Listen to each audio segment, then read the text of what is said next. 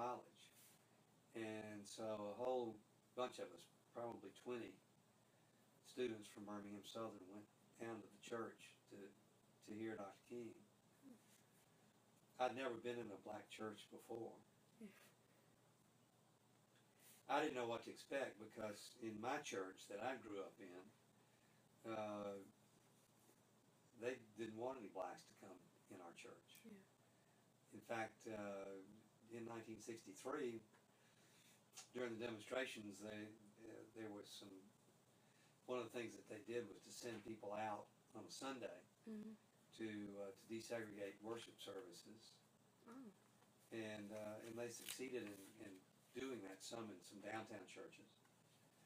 But my church stationed a number of men at the doors, all the entrances to our church, to make sure that no blacks got in to our church on that Sunday.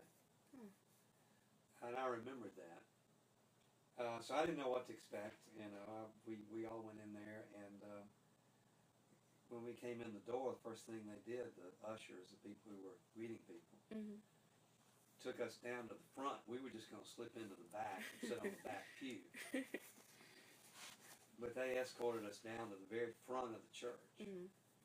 And there was, on the right-hand side, as you face the podium, there was some folding chairs that had been set up down there. And they placed several of us in those chairs and put some others up in the choir loft. So in a way they sort of separated, yeah.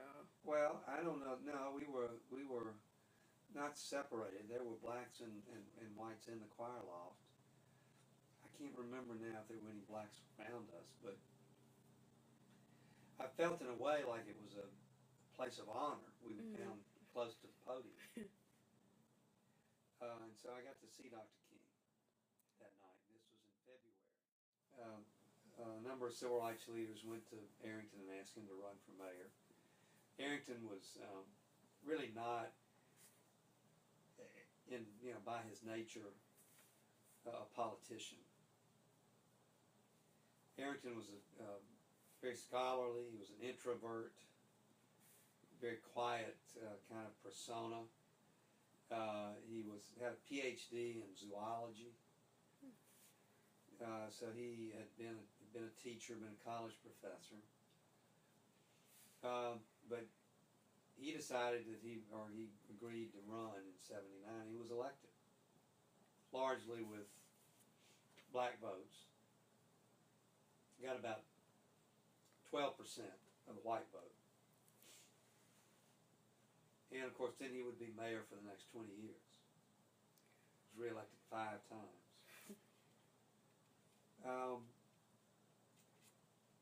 So Arrington picked up Van's idea about having a civil rights museum.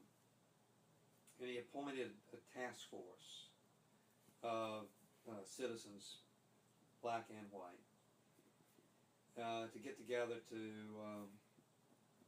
talk about how to best do this, how to best have a civil rights museum. Well, one of the decisions that task force made was that we were going to call it We're here with Mr. Richard Arrington, who is running for mayor of the city of Birmingham. Mr. Arrington, we're going to ask you a couple questions, and here's the first one. What are some of the things that you have planned to do if you were elected mayor of the city of Birmingham? Well, I certainly intend, first of all, to improve the management and the accountability in City Hall so that we have a better administration. I'm going to work in this city to reduce the crime rate. I think I got the best program there is for reducing the crime rate, and I've got a good program for dealing with neighborhood stability, trying to get